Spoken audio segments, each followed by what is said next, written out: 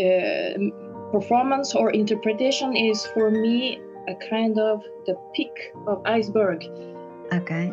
The last thing that I can perceive from outside, and which makes the artwork very rich is all the rest. So how much we thought about, how many informations we collected to get this, or how hardly we studied, we practiced, and how many people and how many life events we had in the life, or all those things behind one peak of the iceberg makes our quality as an artist, I think.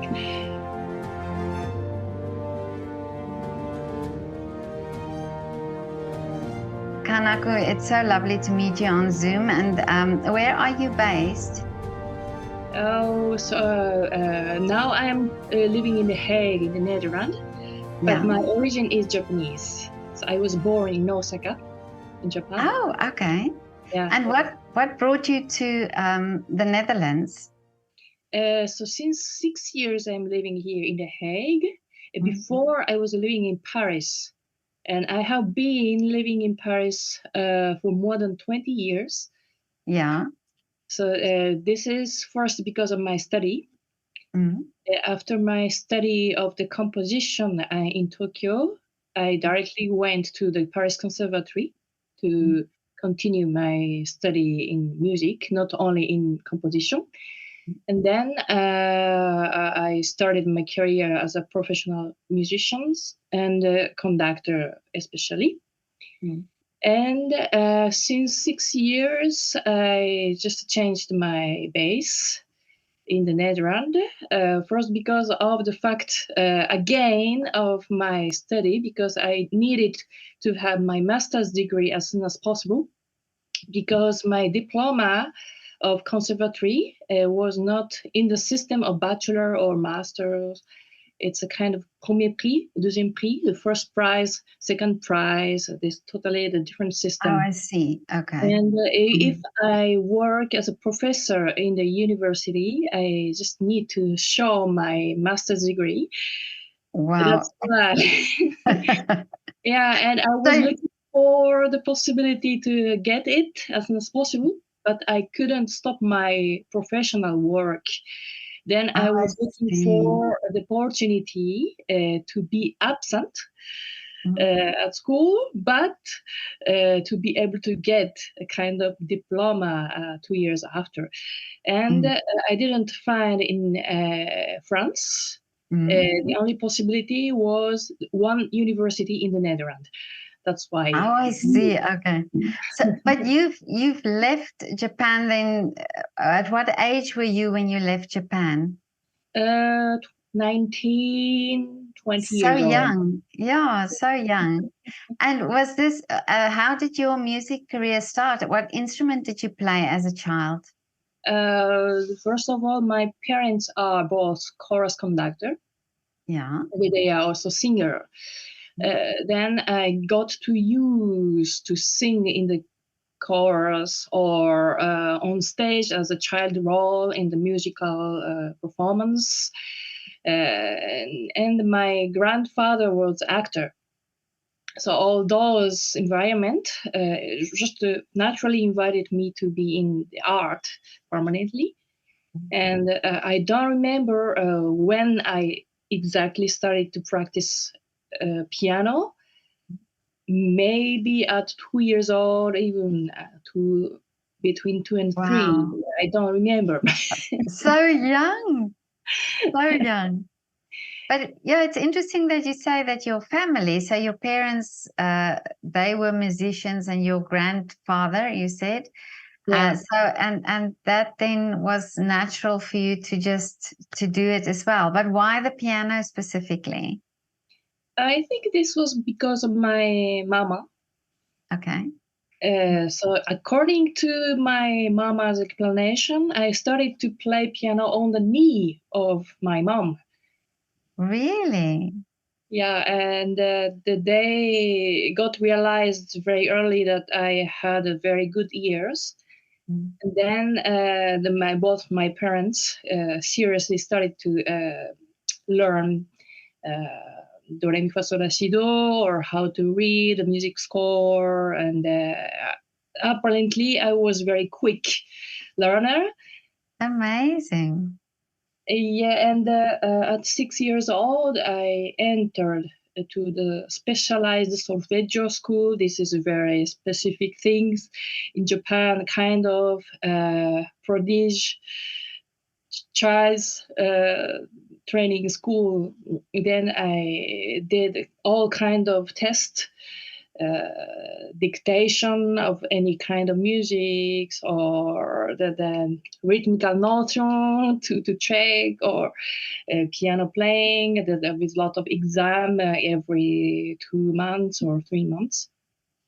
And then I was trained as a Okay. teacher professional. Yeah. But at such a young age, was it a lot of pressure on you, or did you enjoy that? I was enjoying a lot because it was for me a kind of exercise, like athletic. Oh yeah, yeah. Yeah. Because I think we sometimes think for children, oh, this is uh, a lot of work or is a lot of practicing or so, and actually children enjoy it. Like you say there, you enjoyed it because you enjoyed playing the piano.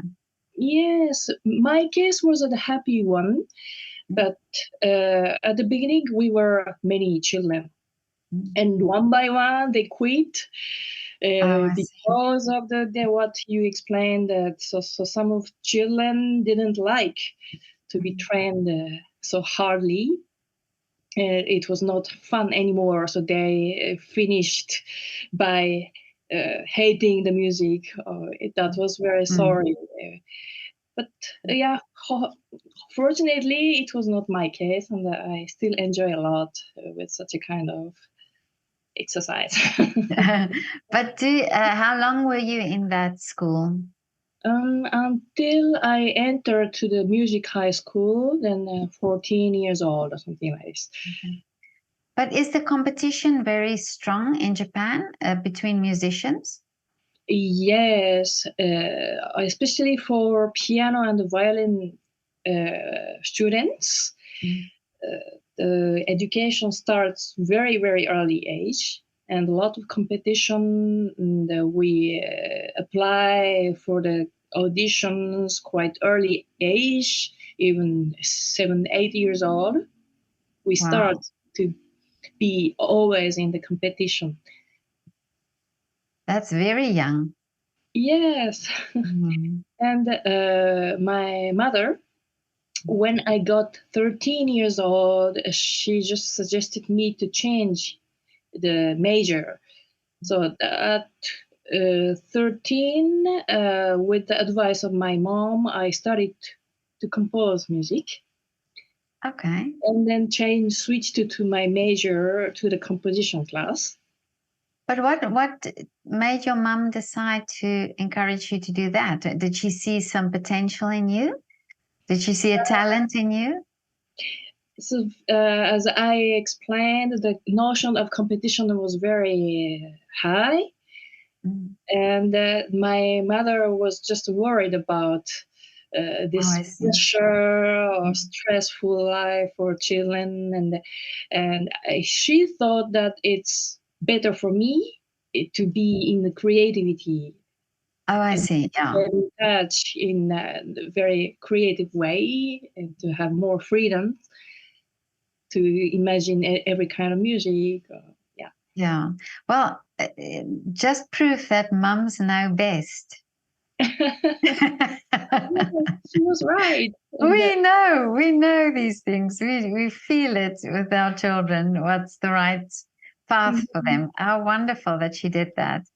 So then you're with composition, did you feel that that you could express yourself and that this creativity, did you enjoy it? yes, and this was two very positive sides.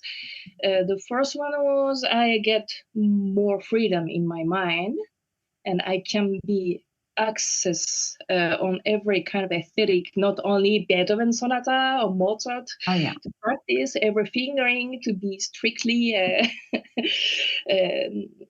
like written or something like this. So out of those kind of strict rules, I was very happy just to make music and to compose. Not only the very strict instrumental music, but some songs for my mother, for example, and just to make a small suite for the birthday of my friends, or kind of and this communication through my creativity, through my composition, made me very happy. And I think made my friends and my family very happy as well. That's beautiful. Yeah, so that you could give something. Yes. Yeah. And the second positive point was, so if I always think about my composition, I absorb everything around my musical world. Because I am very active. So I studied, for example, classical music like Beethoven or Mozart.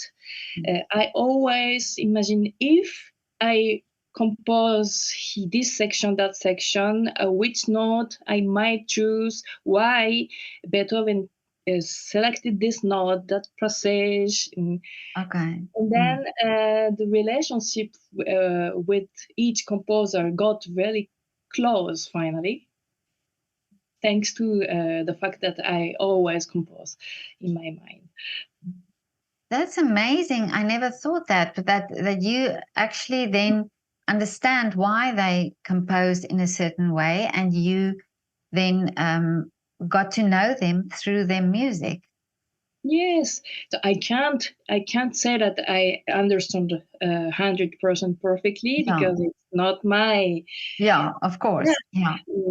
But I can guess as much as possible, I think, from the point of this theoretical point of view, or this style of the time, or this stage of his life, her life.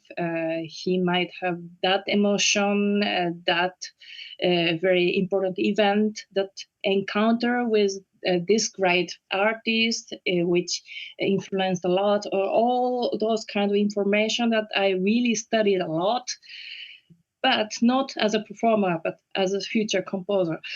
And then, how important is it, do you think, that musicians know these things, that they know what the almost the emotion behind the music is, so that when they play it, that they could also express it in that way? Yes. Anyway, interpretation is something very personal. Even if we try to be strict with the music score, we put definitely a kind of our ego, because we can't never see the things totally in subjective point. But how to say, the performance or interpretation is for me a kind of the peak of iceberg. The last thing that I can perceive from outside, and which makes the artwork very rich, is all the rest. So how much we thought about, how many informations we collected to get this, or how hardly we studied, we practiced, and how many people and how many life events we had in the life, or all those things behind one peak of the iceberg makes our quality as an artist, I think. Amazing. You say it so beautifully. And But how do you, when you compose something, do you talk to the musicians? Do you want them to know all this information? Yes, I try to tell as much as possible all my feeling, all what I know about this or that composer, and always try to explain in very concrete expression with some adjective words. Mm. And then, for example, as I am orchestra conductors, then, for example, instead of speaking, just to play softly, I can just compare. So play as if you caress the small cat, Oh, or I see. just to treat the sound as if you are brushing, something like this, and then they get more concrete imaginations in their head. Yeah, that kind of things. It's very important to make musical performance more alive, I think. But the way you explain it is also amazing. So you are very creative in your thinking, if you can explain it like that. Oh, yeah, but I like trying to communicate with other Oh, people. I see. But when you write, do you see these images? When you write Yes, the music, you see the images. yes. Amazing. But so you have that, I would say, well, control sounds a bit harsh, but you have some sort of input when you do the conducting of your piece. But what if you have to give the piece to somebody else to conduct and a different orchestra? Do you feel then sort of did you, it's out of your hands, you cannot do anything about it, and is it for you okay to do it like that? I think in general, once the artwork born, we cut the cordon, and Oh, I the see. artwork itself is already independent, even out of the control of creator himself or herself. Then, yeah, I don't have any obligation to do like that to Oh, I see. every performer. And I often have a kind of very nice surprise from the performers. They have Really? their own idea, their own imagination to propose through their performance. And I didn't recognize when I was composing, it has such a result. But why not? It's Yeah. very interesting. Well, you're not the first composer who says this because I've also asked composers how does it feel if somebody else takes your work and do something, and everybody says that they are very surprised also in that it's sometimes more than they could have expected, that they're happy about the result. So that's so beautiful that you can experience it like that. Yes, and the performance aesthetic changes according to the time. So even the very great classical works, the Symphony of Tchaikovsky, or everybody knows, but maybe one century ago, they were performing in completely different way. Oh, yeah. Yeah, they were persuaded that this is the way to perform this symphony, and they never imagined 100 years after they might perform in completely different way. Yeah, So because you've got different musicians, you've got different conductors, so of course the interpretation would always be then different. it's not only the difference of each person, each artist's conception, but for example, now we know the speed of supersonic train or plane or even satellite.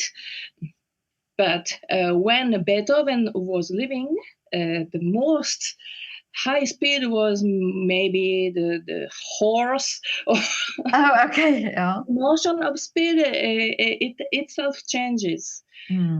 Then I think everything is relative with Yeah. our environment. Yeah, that's true. Yeah. So then if you say fast Yes, means something different than it did before. I never thought of that, but yes, it makes so sense. yes, I think so. Yeah, definitely. Mhm. But Kanako, what inspires you to write? To write. Oh, I don't know. This, this is something which happens suddenly in my mind, in my brain. Then it comes a kind of, Oh, okay. plasma in my brain.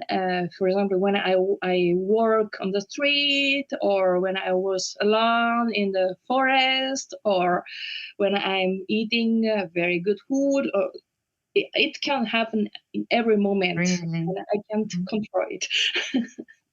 Do you hear the sounds? Do you hear the melodies? What happens in your brain when you It depends on. get It can start with a kind of 3, 4 notes, Oh, I see. Okay. or it can be kind of color, because I have also synesthetic. Mm. Do you know synesthesia? No. That there are people who can see the color, specific color, when Oh, we I see. Mm. hear the music or sound. And then I first have kind of color, and then I just translate this color to the music, something like this. So yeah, it depends on. Wow. But then these few notes, do you record them so that you don't forget them, or do they stay in your head? So say you're in the street and you have to go home to write down the notes. Do you remember them? Sometimes I write it on in the Yeah. small paper, but most of the time I memorize everything. Okay. And maybe the people around me think that I'm doing nothing. For example, if I must finish my composition in 2 months, for 1.5 months, I'm doing nothing from outside. Oh, I see. Yeah, I just live normally, and then. But what happens in my mind is I am composing in my mind, but without doing anything physically. And the Oh, I last few see. weeks, okay, now I can start, and I start to write it on the music score. And then, yeah, So my interesting. process is really Yeah. weird. Yeah. So I would assume you would write everything down so that you don't forget it. But you say you Mhm. sort it out in your head first. Yes. That's amazing. And do you write by hand or do you use software of the computer? Oh, by hand. I tried the Really? software, but I did get Oh, okay. because there are too many not musical things to think about. Mm. And this disturbs my concentration. Oh, I see. But now, so when you write by hand, do you play on the piano to hear the sound, or can you hear the sound just by reading the notes? I start on the desk, Yeah. and sometimes I need to check on the piano, but Okay. not all the time. Mm. But this must be then amazing when you first hear your music in when an orchestra play it, because Mhm. you then haven't heard it before. You just saw it on the notes and then in your head. So what Mhm. is this experience when you give it to an orchestra to play? Oh, that's very, very thrilling moment Really? for, I think, for all composers. Very first rehearsal, because we are not, uh, we are not the god of the music. So maybe I wrote something horrible, and it Oh, okay. might sound terribly, and all musicians hate my music or something, and that we have a lot of anxious, and doubt. yeah, feeling. Mhm. Yeah, but most of time it turns to the very happy experience, because it's not only about this music sound, but collection of all human energy inside of one orchestra makes kind of new vitality from the inside of the music. And this is something we just need to attend. Yeah. Oh, I can understand that. And I spoke to a young composer once who said, and I always remember this, he said that his music, for him, it is so important when the orchestra enjoys playing the music rather than the audience receiving the music. But I mean, both, but he enjoys the fact that the orchestra enjoys playing his music. Is it for you also like that? Yes, exactly. And as I conduct a lot of world premiere performances of different composers, and this I really understand. So I can say all composers are waiting for this moment.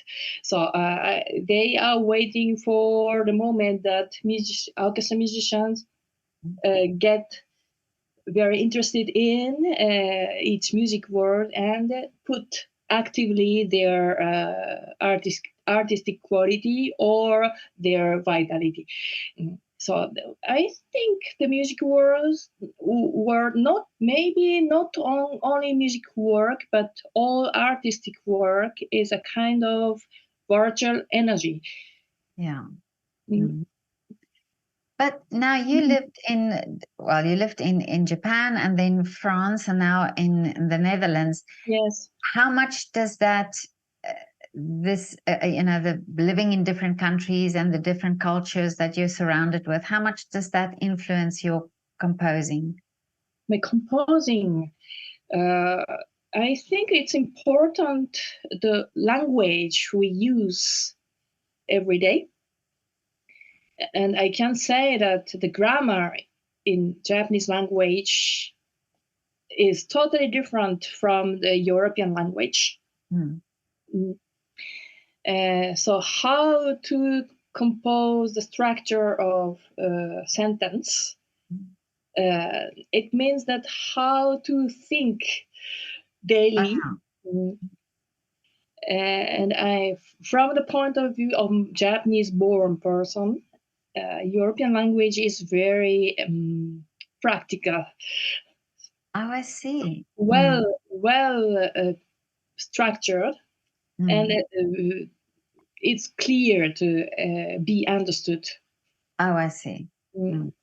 But Japanese language sometimes are very confused, and it's nice to express something beyond the logic. Yeah. Kind of very confused or very complex emotion or feelings.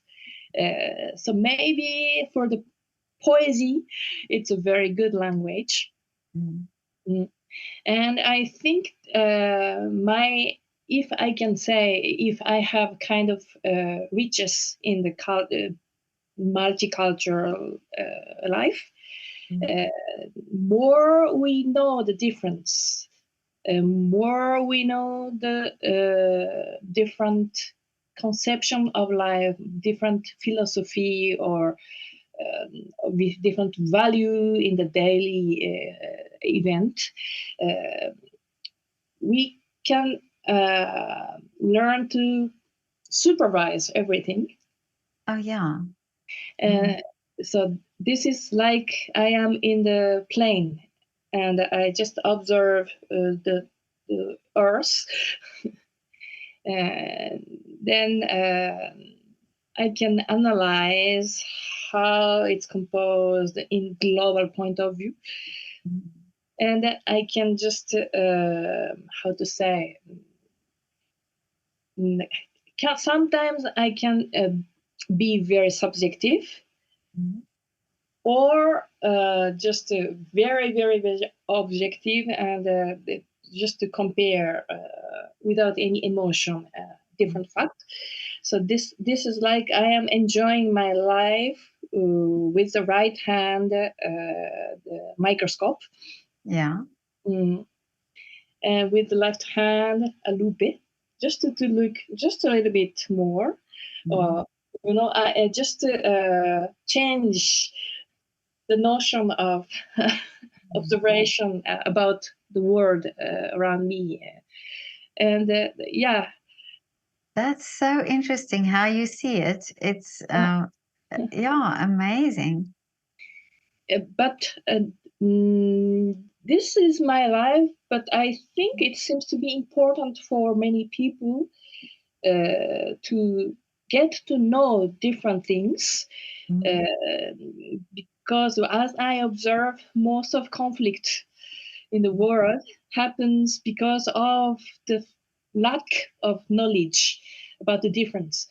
Yeah, that's Because true. the conflict happens often for the self-defense. Self-defense is due to the fear to the another that we can't understand. If we don't know our neighbor, we get scared because we can imagine that maybe our neighbor can attack me tomorrow and I risk my life, something like this. And then to self-defend, we attack. Yeah, no, that's true. So just to avoid that kind of conflict, yeah, we are just going to communicate and get to know how different we are between, and just to accept that this difference and this diversity of the world. But in art, people from all cultures come together and they do, they make music together, or they dance, or all forms of art. You always get people from different backgrounds, different cultures, different languages coming together. Do you think there's something that artists do that open their minds to these differences, that makes them not scared of things that they don't know? So I am a musician, and I can say that music is one of the most abstract form of art. So while we sing the song together, we don't count about the difference of the nationality, or just we are into the music and share the same melody. And even if we don't understand the word, just to humming the same melody all together makes us united. Yeah. I think this is the power of the art, not only the music, but this is the mission of the art and the artist for this world, I think. Yeah, and I believe that there's something in the brain that allows you to look at it in a different way, because you've but through doing this form of art or doing your art, there must be some sort of development in the brain that allows you to be open to different things and new things. Yes. And to make artwork or to create is the act to accept the life, to say yes to the life, to say thank you that we are living something very positive to the life, I think. And that's why it's not only for artists, but for all human beings, the creativity is important to continue the humanity. Yeah, no, absolutely, I agree. But now you are a conductor. You talked about conducting as well. So where did this come into? When is this just natural for you as a composer to become a conductor? Oh, But as I said, my parents are both chorus conductor, so I Oh, just okay. observed how how is the profession of conductor, and I always think I am persuaded that to polish the human soul, the best way is to communicate as much as possible with others.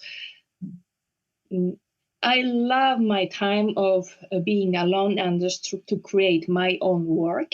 This is something what I need to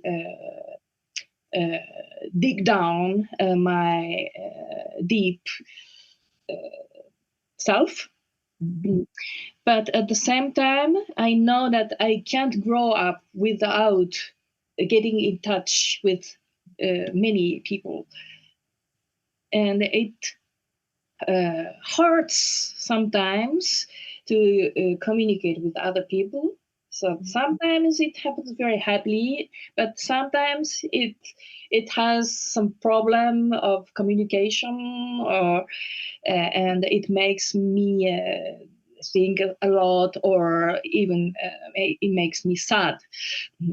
But all that experience made me grow up a lot since my childhood, because of the profession of my parents, I was surrounded by many chorus members since my childhood, and this was the source of my personality, and I always do want to grow up as far as possible, and not carry up, but not as a human soul. I would like to grow up a lot.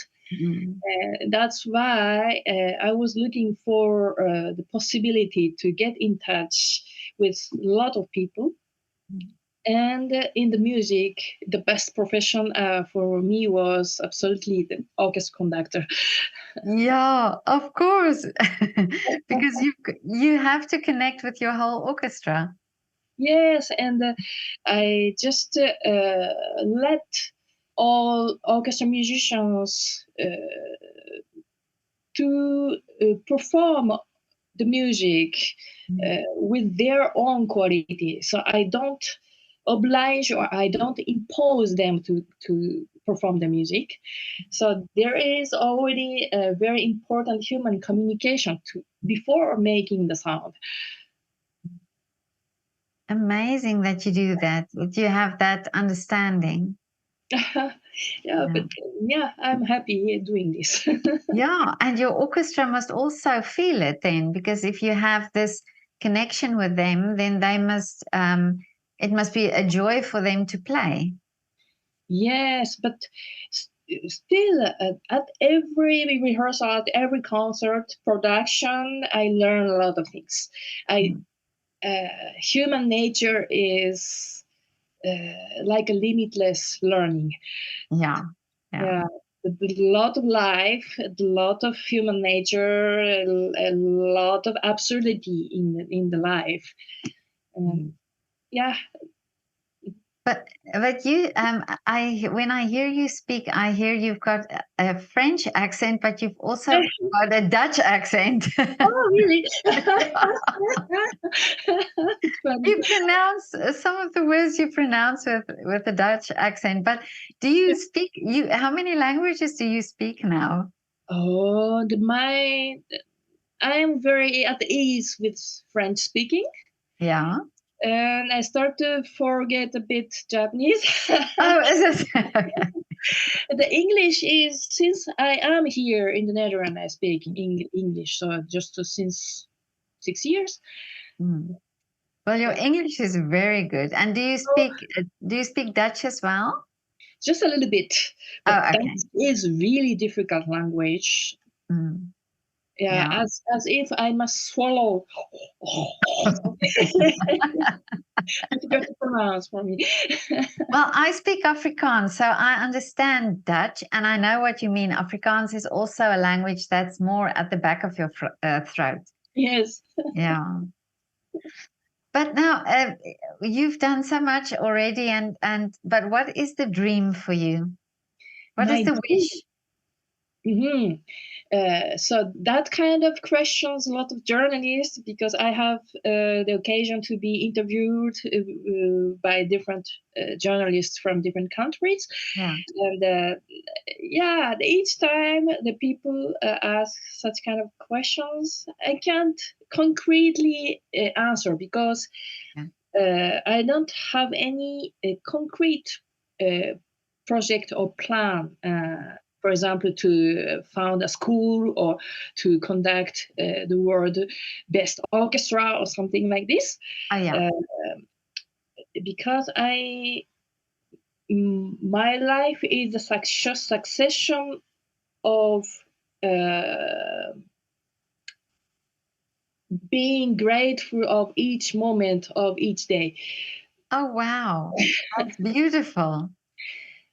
Yeah, and at the end of the day, I wonder myself if I lived enough today, and Wow. if I was Yeah. thankful enough to the people I met or something like this. And then I start the day after this. That's so beautiful. That's such a great way to live. Because you're right. Sometimes I think if we have, we have the wishes, then we Yes. always live for the future, but we don't live in the day, and we don't, like you say, be grateful for where we are now and for what we do now. Mhm. Mm. Mm.